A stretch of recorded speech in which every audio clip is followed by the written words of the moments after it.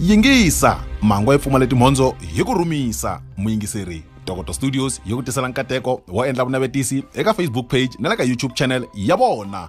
Vuxokoxoko hi xitalo bela riqingho eka nambara 083 958 9310 kumbe u rhumela marungula ya wena eka email address ya ntokotostudios@gmail.com.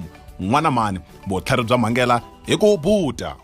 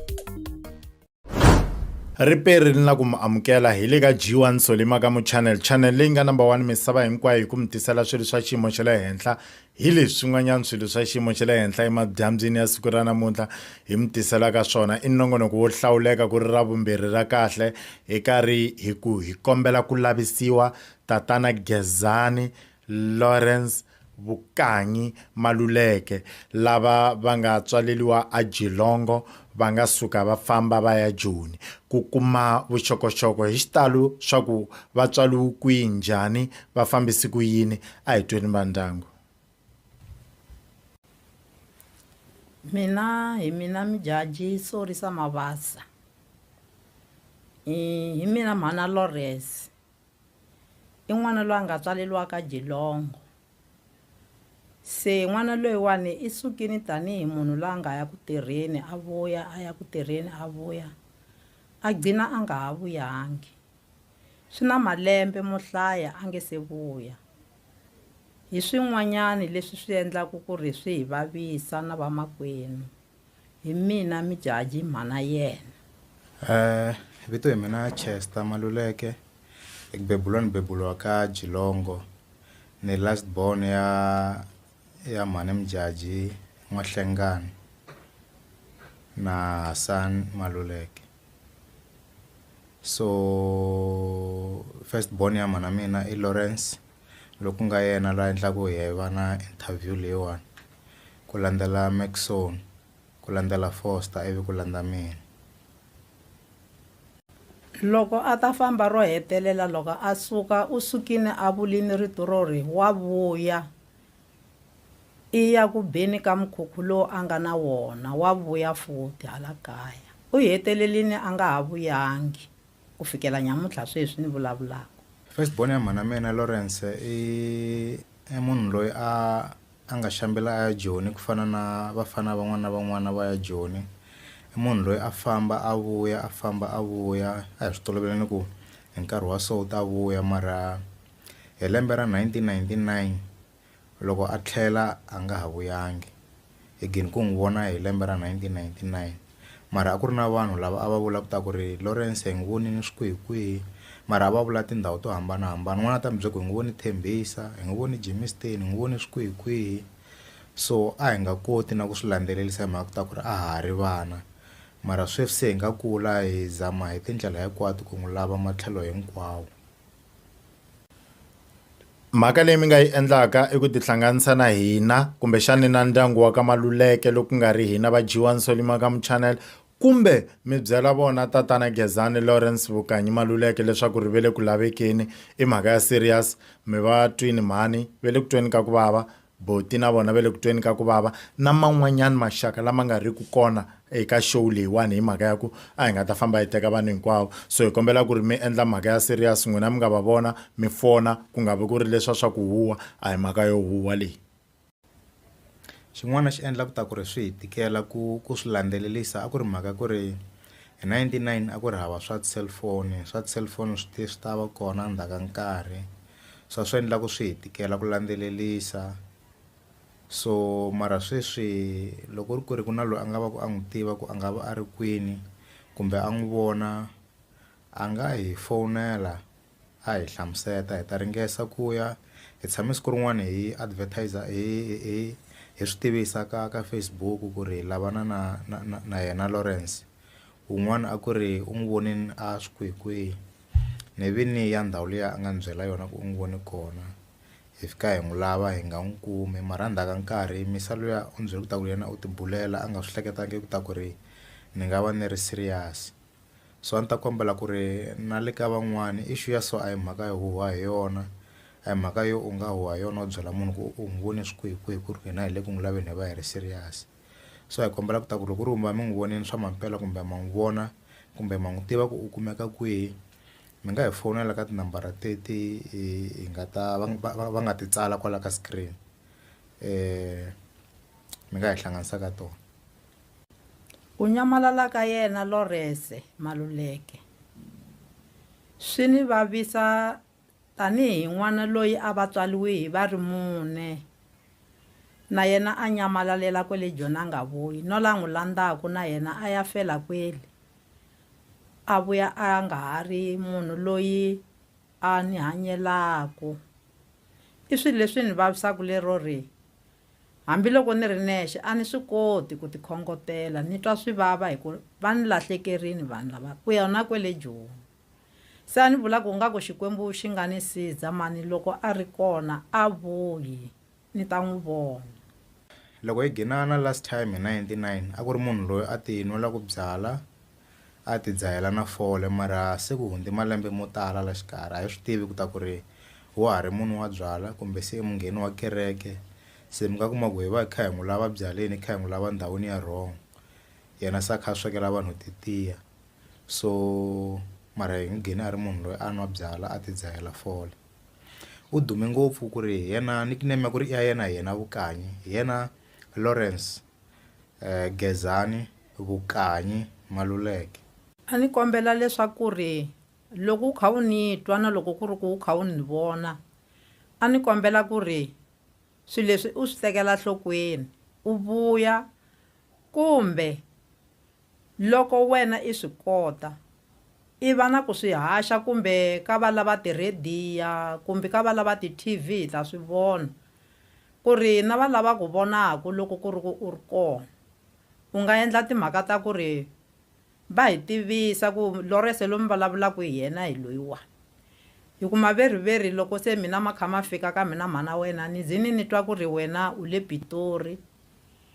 Endzhaku ka swe le Pitori u vi u hi lahlekela hi nga ha swi tivi ku u le kwihi Pitori ya kona, hi ku a hi nga ri na matimba ya ku famba hi ku lava. Sweswi matimba mana lavatsongo tindisani ta wena ku nga chesa Maluleke, ku nga fosa Maluleke, wo fanisana na loyi ntsanana a wu tlhandlamaka ha ha ri na yena vhele a nge he ni pfuni u loviya loyo.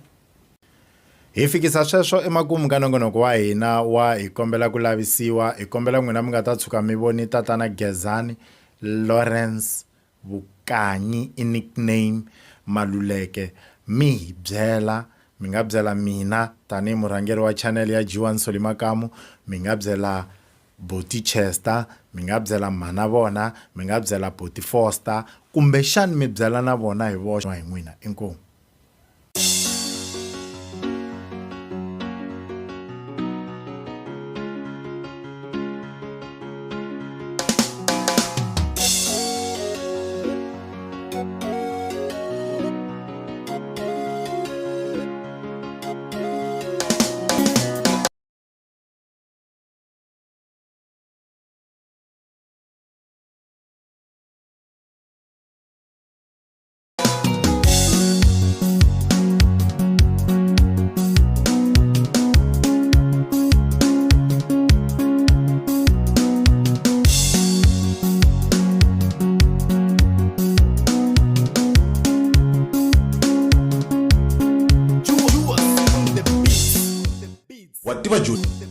wativa joni a ya ha fani na khale. Simon McMahon Transportation yi ku teka kusuka eSaselamani, Malamulele, Vukanyi, Gezani na Elim va ongova na wena eGauteng va tlhela va vuya hi siku rere. Wa nga twa ti tsarisela vutshamo byo famba na hina. U hi bela riqingho eka nambara 079 444 1435 kumbe 071 563 1957. U nga hi inbox le ka Facebook Simon McMahon. Joni a ya ha ri kule.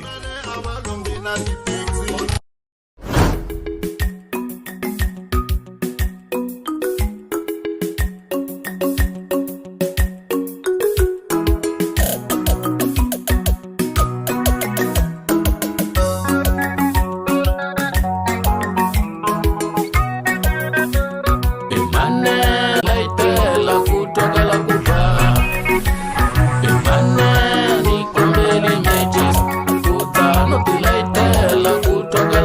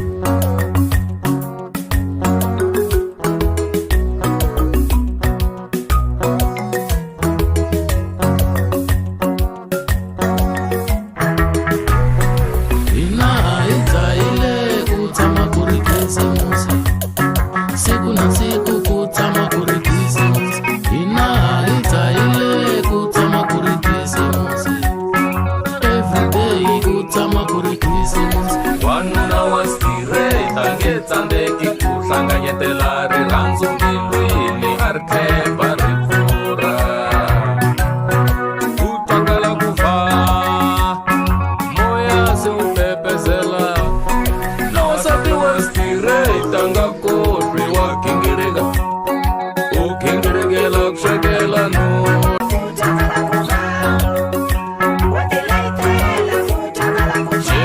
Xin'wanyana la heta seva, xin'wanyana la heta, ta ku tlanga ko ringeta la heta, xin'wanyana la heta, xin'wanyana la heta seva, xin'wanyana la heta, ta ku tlanga ko ringeta la heta.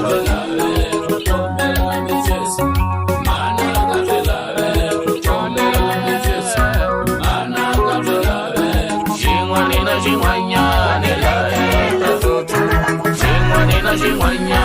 la heta seva, xin'wanyana la heta, ta ku tlanga ko ringeta la heta, ta ku tlanga ko ringeta la heta, ta ku tlanga ko ringeta la heta, ta ku tlanga ko ringeta la heta, ta ku tlanga ko ringeta la heta, ta ku tlanga ko ringeta la heta.